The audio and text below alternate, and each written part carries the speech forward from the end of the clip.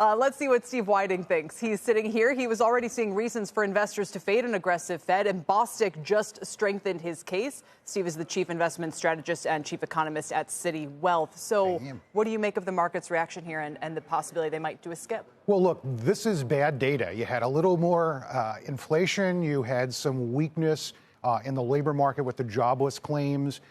Honestly, when you talk about the hurricanes, distorted prices or output data is really not a good reason to change monetary policy.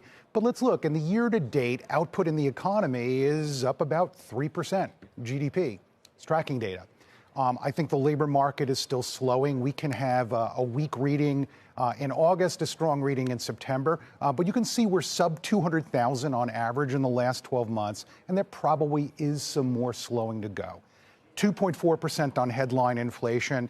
I think it's come off an awful lot. These are mini cycles that we're having. But everything you're saying sounds really good. Now you're saying the data this morning is really because we've priced in all the good news, and now what? Well, look, it's like we're having mini cycles where we go and say, well, now that they've cut 50, we have an incredibly aggressive Fed. We have the most perfect situation in the world where earnings and output go up and prices are going down. And then we just asked a little too much of the data. And so we've backed it up. We're about 50 basis points up across the Treasury yield curve. And yet the S&P yesterday was at record highs. Well, the big anchoring factor, let's put all that aside, is that we're at record highs for U.S. corporate profits, and we're going to have more record highs for U.S. corporate profits into the coming year.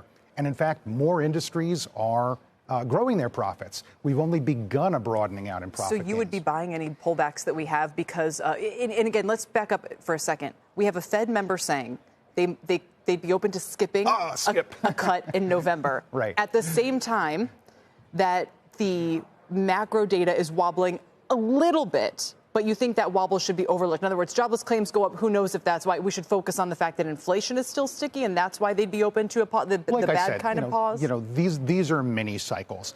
Figuring out exactly the pace of easing in the coming year. These expectations are highly erratic. How many cuts we're going to get. But really, the context is most important. If the economy is growing, if profits are growing, it's going to mean a lot more to the equity market. You have to say, though, the context that we gave you, that we've been able to slow inflation, been able to grow profits and get a rate cut, well, that's a very good reason why stocks are up more than 20% for the last 2 years, and it isn't going to be that easy going forward. A lot of people say the third year of a bull market is a tougher year.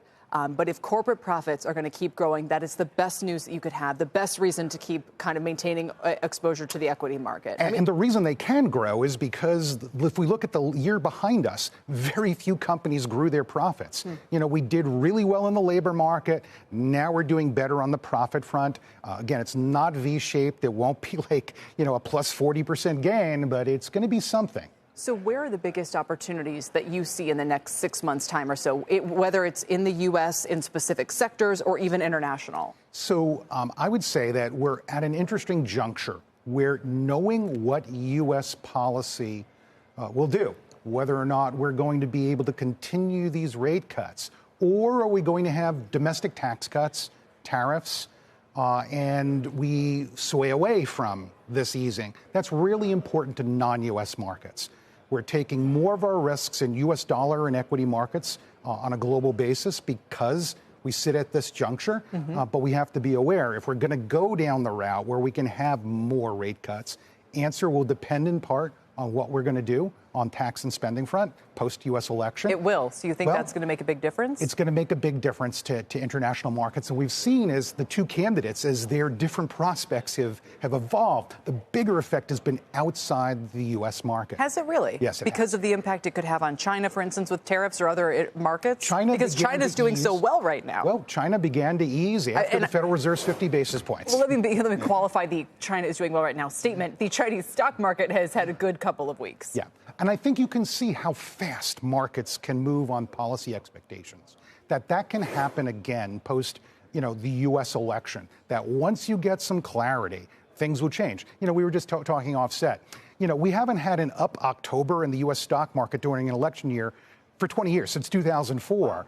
And we were up in November, December, just the relief as we knew what was going to go on in every election year that followed, with the exception of 2008 when we had bigger problems. True. Right? So there's a lot of apprehension here. I think for the moment, again, there's no problem with increasing the quality of your portfolio, to going again to companies with better balance sheets, a better dividend performance. Those stocks have lagged behind, and there's no really good reason for that. All right. Profits go up. Sounds like good news to me. Steve, thanks for your time. Thank you.